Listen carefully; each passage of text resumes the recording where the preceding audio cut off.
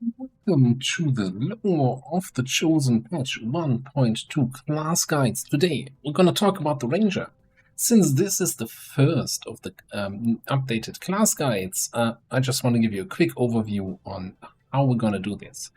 First of all, we're going to run through the various specs that this class can fulfill. So in this case, we're going to have the shooty or direct fire Ranger, the Overwatcher, and the Sword of Ranger. We're going to talk about the different perks, and in the past I kind of used a little bit of a color scheme. We're just going to use the inbuilt ability planner mode from the community promotion screen, and I categorize the perks basically in two groups. Group one is the core perks. If you build if you want to go for this specific spec, these perks are kind of the build defining perks that you will probably pick up. And then the second part is going to be kind of flex picks, where there is, in my opinion, a preferred perk, but a second perk or maybe even a third perk in the same row also makes sense. So we're going to have core perks, flex perks, and then of course the other part of the overview is then talking a little bit about XCOM role perks. We're going to do that not spec specific, but rather at the end, because they're class relevant, not necessarily spec relevant. And we're also going to mention stat line, equipment, and then of course the whether or not a class is a potential officer candidate. Right, so let's start it off with our direct fire shooty Ranger. The core perks here for them would be locked on, executioner, rapid fire. So the direct fire Ranger excels basically at getting high aim bonus against enemies and finishing off low health enemies, but also putting out a lot of DPS on high health targets. They'll be able to take down a Berserker or an Archon on their own most of the time, and assuming any armored enemies is sufficiently shredded, they can then follow up with a lot of additional damage on that target. So in order to do that, locked on, of course, gives them additional aim and crit chance for shooting at the same target. And once they have rapid fire, and thanks to their base skill Marauder allowing them to fire 2 times without ending their turn, they can get 3 shots in on the target, and from the second shot on, they get the bonus for locked on.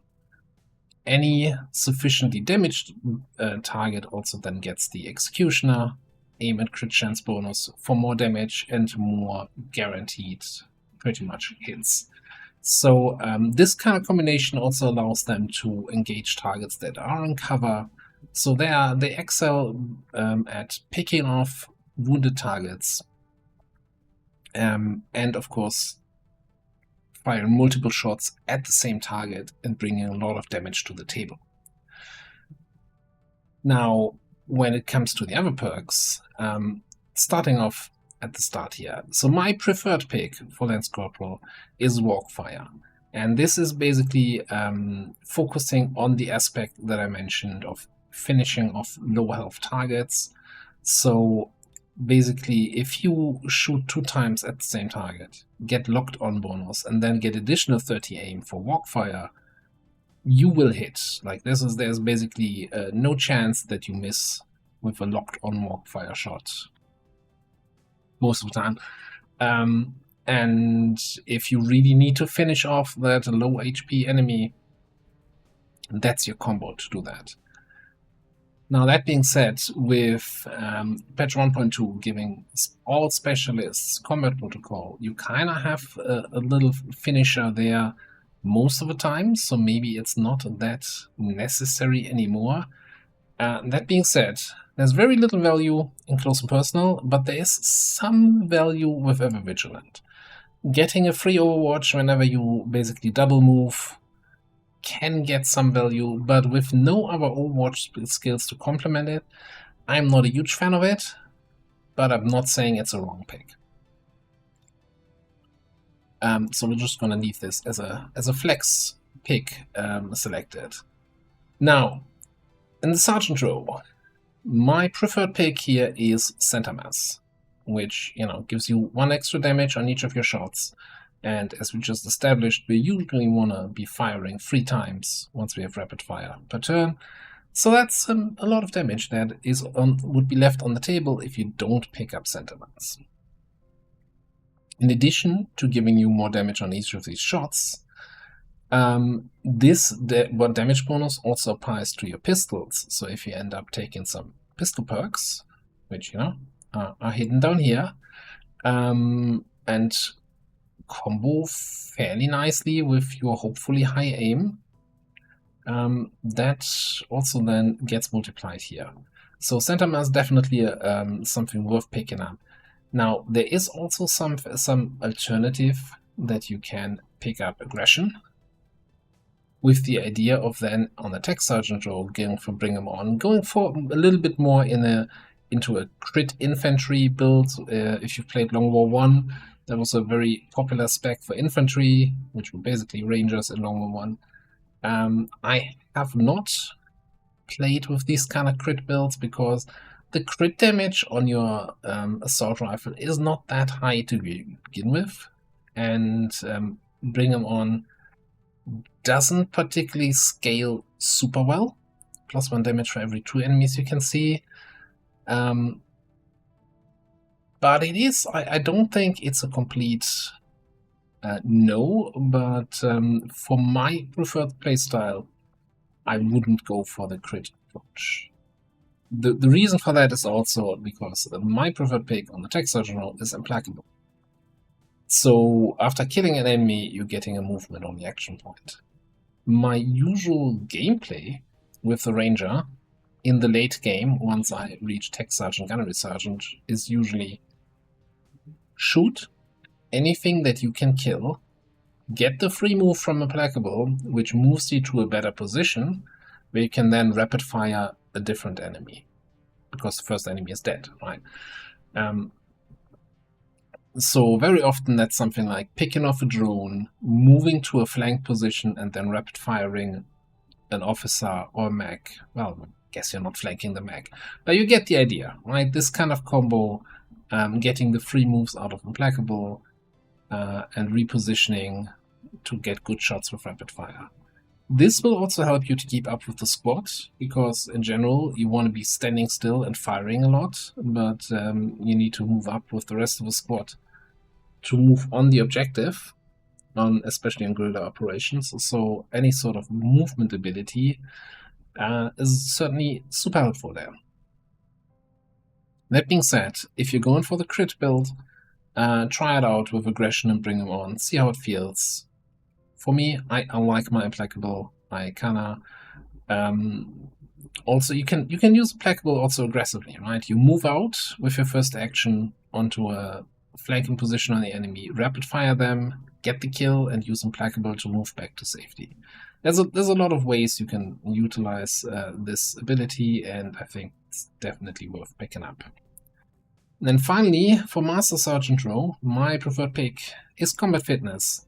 There is some value to Rupture. I don't value it all that much. I'm not even gonna put a pin on it, because you kind of want to Rupture high health targets that a lot of other people will shoot.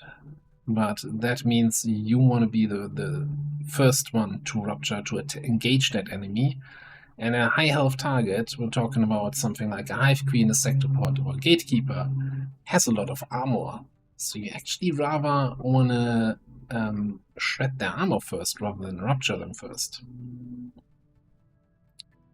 And the Ranger is probably better suited to follow up once the enemy is shredded with their multi-shots. And after that, after your gunner has fully shredded the Sectopod and the Ranger has taken his first shot to get his lockdown, the enemy is already so low that you're probably getting more damage out of rapid fire rather than rupturing for any other attacker to get +3 damage. So, I'd say Rupture is questionable, and even though Combat Fitness doesn't sound like a huge bonus, like 4 aim, 1 mobility. It's a nice to have thing. And I'd rather have a tiny bonus to my stats than an ability that's 90% of the time gonna be worse than just taking rapid fire shots. So yeah, that's gonna be the general skill tree. Let me just this is my preferred way of speccing the direct fire ranger. But again, the other perks highlighted are flex perks that are definitely possible and still result in the same kind of gameplay. Stats-wise, the combination of locked on and executioner gives you lots of flexibility with your aim. Why it is nice for somebody who's going to be shooting a lot to have high aim for your soldier that you're training to be a ranger. I'd say anything above, let's say, like 62, 63 aim, so can work. You don't need to have exceptional above average aim. You also don't want to have too low below average aim, but it's very forgiving. Like, we're talking about 2 or 3 points of aim, base aim stat, when you get 35 aim from this ability combo on its own. So it's not going to make too much of a difference. Mobility-wise, also, you have some leeway. I'd say usually for anything 14, 15, 16 mobility, the direct fire ranger is a solid choice. Once you get to lower mobilities, I think I'd prefer more an Overwatch ranger, because with Ever Vigilant, and we're going to come to the Overwatch ranger in a bit, they can contribute if they're moving a lot and just catching up with the squad. It's kind of the stats you're looking for, and of course, since you want to spend all your action shooting, officer is a clear no for the direct fire ranger, and I'm just gonna leave that there. That's for all rangers. None of the ranger specs is suited to be a good officer build. While they are usually in the middle of the squad and can apply the bonus to anyone else, they want to spend their action shooting and not giving commands or other abilities to the rest of the squad. Alright, let's move on to the Overwatch Ranger. The Overwatch Ranger, as the name suggests, will do a lot of overwatching. They excel at any sort of missions where you can control enemy activations, either because the enemies coming in as reinforcements, for example, on a reinforcement retaliation, on an invasion of a liberated region, or on the supply retaliation, if you trigger one of those. They are also usually best suited for ambushing unactivated groups of enemies. So if you are good at scouting, you can set it up that your ranger is basically ends their turn 1 tile outside of vision range of the enemies, and then you kind of hope that they walk into your vision and you trigger a bunch of Overwatch shots. The downside of the Overwatch Ranger is their actual power spike. Their power perk only comes all the end at Gunnery Sergeant with rapid reaction, allowing them to take multiple Overwatch shots. So it's a little bit of a unit that needs to be carried until that point. So they're not gonna carry their own weight all that much in the early game, but the payoff is absolutely worth it. Now, when it comes to core perks here, we just said rapid reaction to get multiple Overwatch shots. Obviously, cool under pressure, allowing your Overwatch shots to crit and giving you extra aim on those Overwatch shots. Absolute core perk you have to take for an Overwatcher. And in this case, I would also say Ever Vigilant for these double moves into an automatic Overwatch. Kind of necessary. On that note, I consider the mod Reliable Ever Vigilant kind of a necessity for the game. Some purists might argue that buffs Ever Vigilant, makes it too strong. So for those not aware, by default, some actions would prevent Ever Vigilant from triggering. And we're talking about things like picking up loot or running through a door. Not just, not clicking the button to open a door, but if you run through a door in the vanilla game, Ever Vigilant will not trigger. I think that's silly. Like the wording on this is very clear. If you spend all of your actions on moves, so you don't spend any other actions to do something else, you're granted an automatic Overwatch shot. So, and the reliable Ever Vigilant mod kind of fixes that. Anyway, back to the perks. So these are kind of the core perks for me. Moving on, Covering Fire is probably one of the perks that received the biggest amount of changes with 1.2. So previously, you would have the mechanic of triggering on hostile actions, not just movement, and it would apply an aim debuff to enemies. And now, instead of having the aim debuff, you actually ignore 2/3 of the cover of the enemies.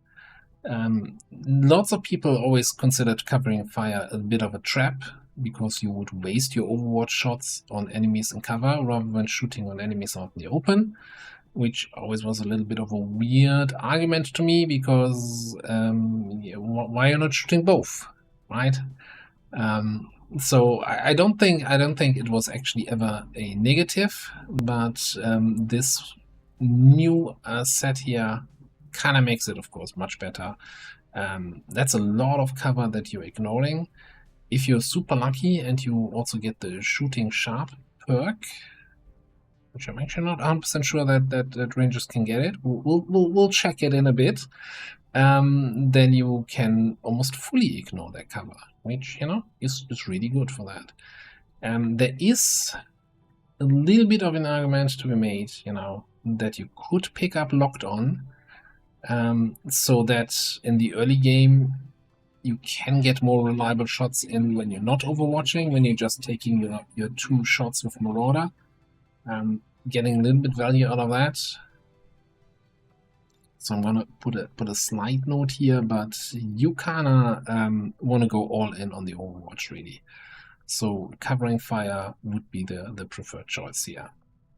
On the Staff Sergeant role, though, I think the options are not quite so clear. Avenger allows you to take additional reaction shots on enemies that take offensive actions.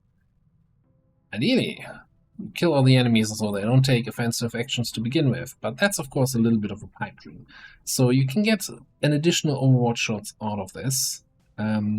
So once you get Rapid Reaction, you were looking at actually taking 4 shots per turn, just on reaction fire. That being said, I just mentioned that normally, as an Overwatcher, you want to be shooting at pods that are about to activate, or at reinforcements coming in, all of that stuff. And those units usually have full health. So picking up Open Fire for extra aim and crit against targets that are full health is, for me, kind of a better pick than Avenger. Again, personal opinion, personal preference, both of these supplement or add to the whole Overwatch gameplay. I just like the additional aim and crit against targets on full health. Now, when it comes to the Tech Sergeant role, there's a strong argument to be made for grazing attacks. Grazing attacks means that every shot that you miss, the game internally rolls basically another dice, and it's a 50-50 chance. 50% chance the miss stays a miss, 50% chance that, no, actually it's going to be a graze. What is so good about this is that it has a nice synergy with Rapid Reaction. Rapid Reaction means each shot that hits will grant you another reaction shot. So you want to avoid misses, because then you might lose your follow-up reaction shots. So having Grazing Fire means you already reduce your chance to losing your rapid reaction chain by 50%. What also makes it really good is that this grazing shot basically ignores effects like lightning reflexes. So an enemy with lightning reflexes might have a 99% shot to evade your attack normally, but then if you roll the 50% chance to graze, you will graze them.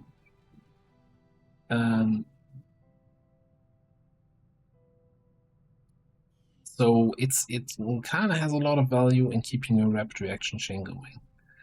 That all being said, if you're more a gambling type and you like big numbers, Bring 'em On might be your choice here.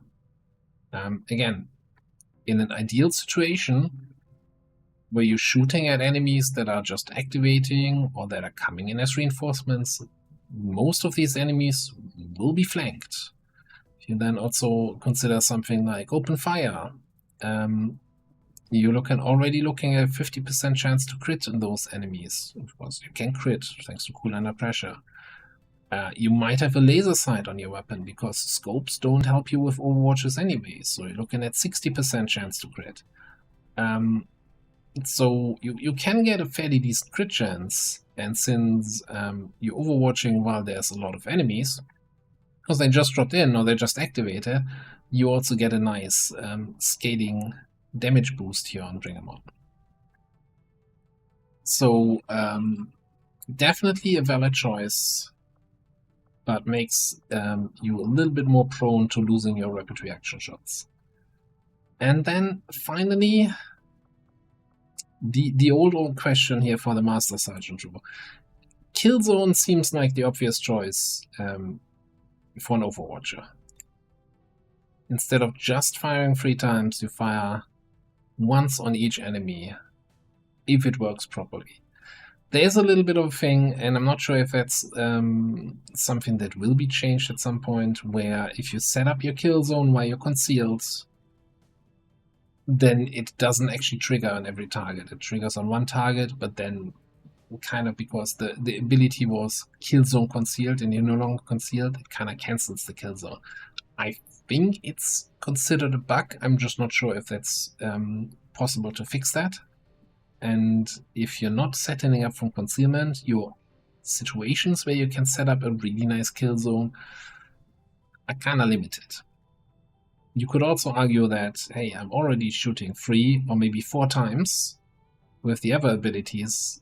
Am I really going to get any more additional shots out of kill zone? And the answer is probably very rarely.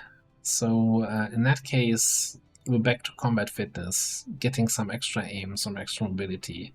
That's always nice. Although, keep in mind, it's only 4 aim, and if you're overwatching, it's technically only 2.8 aim, right? Because you're losing 30% of your aim to the Overwatch penalty. I'm not sure if that's always worth it. Maybe it's just kill zone, even if you can only use it once per campaign. But that one kill zone, you will remember still 3 years later from, remember that kill zone. Stat line, similar to the Shooty Ranger. I think an Overwatch Ranger can get away with a little bit lower mobility thanks to Ever Vigilant. They can also... it's nice for them to have high aim, but keep in mind any differences in aim are again kind of reduced because they already get the multiplier from shooting on Overwatch, which is a 30% reduction right in your aim. So the difference between 60 aim and 70 aim Ranger is actually only 7 aim because they're overwatching. At least, in a way. And yeah, as previously said, all our Rangers are not good officer candidates. Right, moving on to the sort of shotgun Ranger. So, the sort of Ranger, a little bit more straightforward. So you want to have a high mobility soldier that runs in and uses his sort of shotgun to deliver a lot of damage to a single target. potentially taking them out. They are limited by the amount of ammo you have for your sort of shotgun, so that makes definitely pump action, getting 2 extra shots, one of the core perks. Your sort of shotgun also has slightly better crit damage than your rifle, so anything that gives you more crit chance seems like an obvious choice. Talking about the ammo, another core perk will be a scrap metal, allowing you to get additional ammo. Although I can see an argument where if you exclusively use your Sword of Ranger for very, very small missions, that you say, I don't need more than 4 ammo. I'm not going to be engaging those many enemies, but I want to have something where I can engage a little bit at longer range, and I'm going to pick up rapid fire. Pre 1.2, scrap metal didn't exist, and rapid fire was the pick. Now that scrap metal did exist, but as an XCOM row perk. Now that it's in the main row, it's a little bit of a thing where I still need to play around with it a little bit. I just think it's such an obvious way to pick up more ammo that I like it, and I don't want to be limited to very small scale missions, but I can see an argument to be made to not pick up scrap metal and pick up rapid fire, just so that you have something else to do on medium to long ranges. But I'm getting ahead of myself. So, other core perks. You're not going to be rupturing anything, so combat fitness is your core choice here on Master Sergeant for the sort of build. Additionally, you're probably very often the one attacking an enemy, a full health enemy, so open fire seems like a good pickup here. Because most of the time, if the enemy is already injured, you're not going to be bringing out your sort of shotgun, because that's just overkill. We never do overkill. Leaves us with the row where a lot of the ranger classes or specs here had their flex perks. Center mass, of course, for just some base damage increase, versus aggression for even more crit chance. I think my preferred pick is aggression, but I can see definitely an argument for both. And then for me here on Tech Sergeant, if you go in all the crit row, maybe doing some extra crit damage from Bring 'em On seems very tempting, but honestly, your sort of shotgun with its crits already does a lot of damage. I don't think you need the extra damage from this, and being able to get back to safety with Implacable, to me, is the higher value here. I can definitely see an argument for both. The most important thing, I think, when it comes to Sword of Rangers is that you're kind of relying on a little bit of a different stat line here. In my opinion, you want to have at least 16, preferably 17 base mobility for a Sword of Ranger. Bonus points if you roll one of the super rare 18 mobility rookies.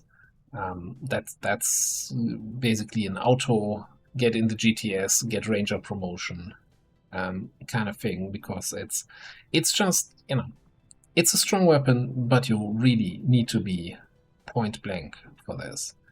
So every point of mobility helps. Also means you probably want a mobility PCS. In terms of equipment choice, and I know I haven't talked about this on the other Rangers, but Rangers can actually use assault rifles, SMGs, and shotguns. Usually, since I value mobility so much for the Sword of Ranger, I would always go with an SMG to get the 2 extra points of mobility. That being said, if you have naturally high mobility already, if you roll one of those magical 18 mobility soldiers, then maybe also running with a shotgun, which would then be another weapon to benefit from the extra crit chance perks, might be a decent choice.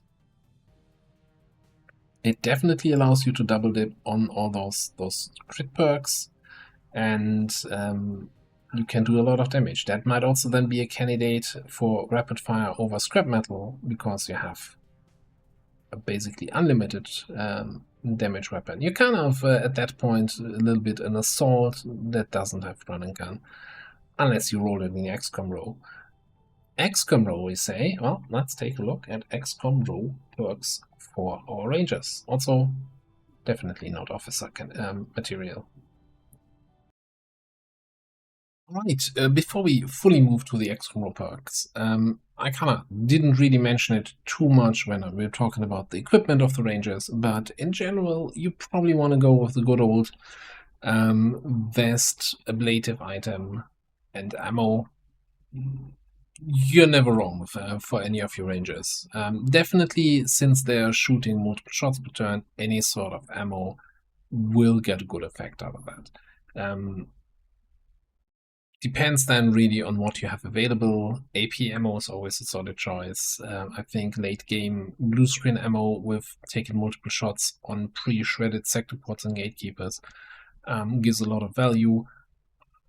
If you can get your hands on some early dragon rounds, that would be fantastic for your Overwatcher, so they can potentially burn and disable enemies that drop in on Overwatch. Yeah, lots of options there. All right, if you're wondering where you find this information, this is in the wiki, the UFOpedia site. This has been updated for 1.2, so big shout out and big thank you to our wiki contributors who keep this stuff up to date. Awesome work there. Thank you all very much. Keep in mind when we're looking at XCOM perks and how you want to spend your AP, you also have the pistol row for each of your classes. So if nothing really jumps out at you of, hey, I want to have this ability here, pistol row definitely worth considering for your Rangers. With patch 1.2, the XCOM rows have been kind of reorganized. You can see it kind of here in the top that we now have defensive and offensive rows, and the defensive rows are also a little bit cheaper than they used to be. So you can, in general, get maybe one or two more abilities depending on what you pick up. They're also a little bit more thematic. So we're going to go through it row by row, and with giving special shout-outs to anything that's a little bit game-changing or especially good for certain specs. All right. Defensive, tier 1.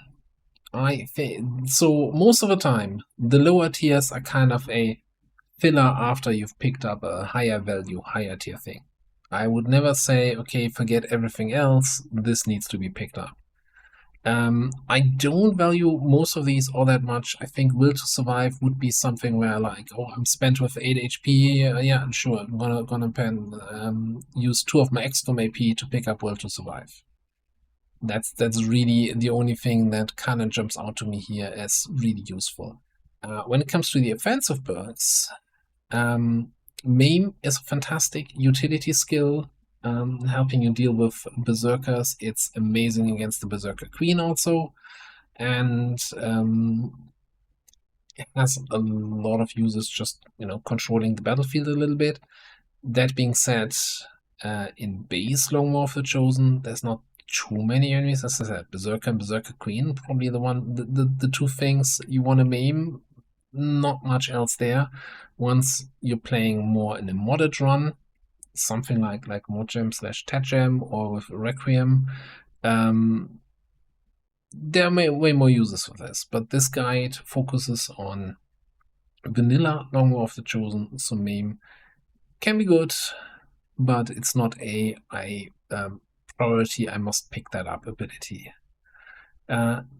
Damn Good Ground, definitely also a nice one for shooty Rangers, where you can kind of control that you have the high ground. This is also maybe a little bit an ability where you can then tailor your gear to that. So maybe suddenly giving a grappling suit to a Ranger becomes more viable to get the benefit of the high ground more often. Aim sounds good, but I don't think you'll be hunkering down or get the opportunity to hunker down all that much. So not necessarily a primary pickup. And yeah, any sort of grenade skills, yeah, I'm very iffy about. Alright, tier 2 defensive. Mostly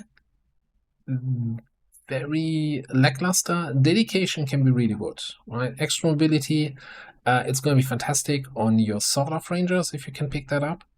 Also allowing you to ignore reaction fire, which means you have shadow step, which also means you can move into the close range of units that have close combat specialists, like your late game vanguards, the chosen warlock, or archons if they get the dark event that gives them CCS. Dedication allows you to ignore all of that, run up there, and put both barrels into their face. So that's a nice one to have. Tier 2 offensive, pretty much a skip for me. I don't see anything that really stands out as something worth picking up. Maybe priority target, but again, like if you have 20 AP unspent, then you probably haven't picked up anything from tier 3 or tier 4 yet. Talking about it, tier 3. Now here's a nice combo with, I was mentioning aim earlier, you're not going to be hunkering down all that much. Suddenly, trench warfare, if you get a killing shot, you automatically hunker down. Suddenly a questionable situational skill becomes a little bit of a bread and butter combo, as you get that every single turn as long as you get kills. And keep in mind, the aim bonus and crit bonus from hunker down here, unlike steady weapon from your stock weapon attachments, this doesn't go away if you move. It only applies to the first shot on the following turn, but you can move and then shoot. So kind of nice combo together on its own. Aim probably not worth picking up, but that combo could really be useful, especially like on a shooty ranger. You're looking at constantly having the extra aim every single turn. Lightning reflexes can be nice, but honestly, while something like dedication has really good value against enemies with close combat specialists, lightning reflexes reduces the chance to hit, but I've been hit through lightning reflexes on CCS enemies. Lightning reflexes is great against Overwatches, but keep in mind, every specialist nowadays has an ability to remove Overwatch pretty much anywhere on the map, as long as they can get squad side, line of sight. So I think enemies with Overwatch have become a little bit less of a concern with 1.2. So my appreciation for lightning reflexes isn't that high anymore. Untouchable is a great choice. Getting allowing you to bait enemy shots, or just, you know, keeping your soldiers alive a little bit longer, obviously great. Recon, this is good, but it's very expensive at 25. This is a yeah, you know, I don't want to invest into pistol perks, or I have some spare AP to burn, and I'm gonna pick this up. We had that in the last campaign on our ranger, and we got some good value out of it. But I think it's very expensive. So I think we had it on the, we had it, right? Yeah. Anyway,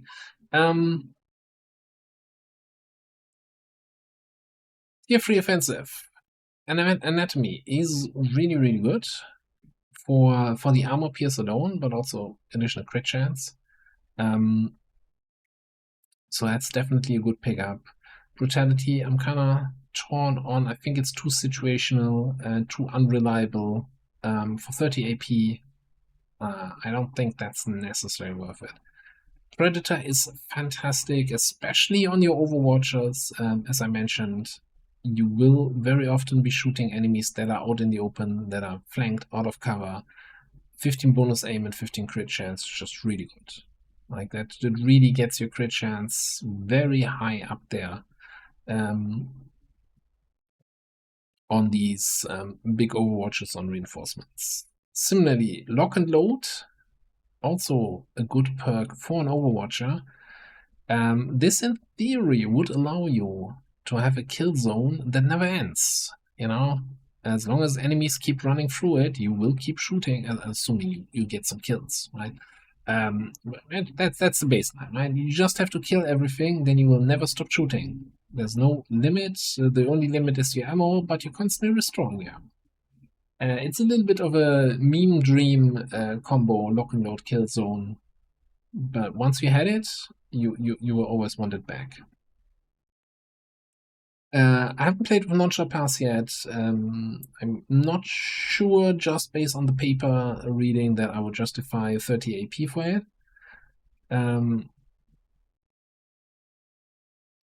Yeah, that's really that bad. Shooting Sharp has a very interesting combination with, again, our Overwatch ranges. You get 15 aim and 2 armor pierce against units in cover. Now, as we mentioned before, when we're talking about covering fire, you already reduce their cover defense by 2/3. Now, if there's an enemy in low cover gives 30 defense. You reduce it by 2/3, so they only get 10 defense from their cover. You add 15 aim because of shooting sharp. Suddenly, you're actually hitting them better than if they were out in the open. That's a very interesting combo, although very situational. You know, on paper that feels really strong, but how often are you gonna get covering fire against enemies in low cover? I don't know. So not necessarily the most overpowered skill you should get, but definitely worth picking up. Right, sorry. Then tier 4. Disabling shot, it's a good on paper, but ideally you want to have a sharpshooter with their baseline disabling shot in the squad if there's any enemy on the map that needs to be disabled. I can't believe you wouldn't have anything else to spend your AP on rather than disabling shot. So it's a strong skill to have, and certainly for some enemies that are worth disabling. But then again, on your shooty ranger, your disabling shot is called rapid fire, and that permanently disables, not just for a turn. Coup de grace, kind of situational if you can build a squad around it. You know, if you have a support grenadier that throws around flashbangs or sting grenades, you can take some advantage of that, but this is very, very situational, squad dependent. Run and gun, always fantastic, not necessarily on Overwatch ranges, but both direct fire and especially sort of shotgun ranges can get a lot of value out of run and gun. Death from above might be a useful perk on your direct fire rangers.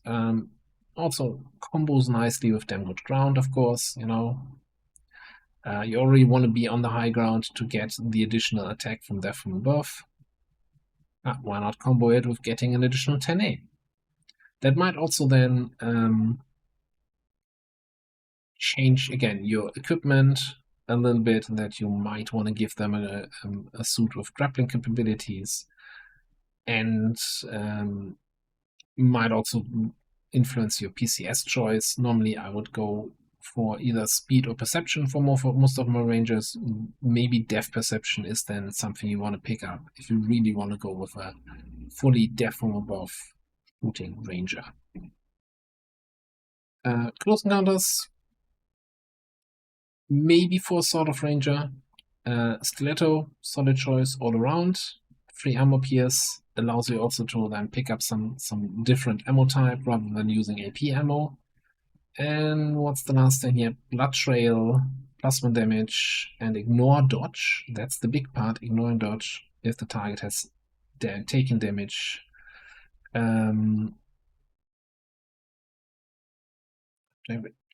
Previously in the same turn, right? Not after your previous turn.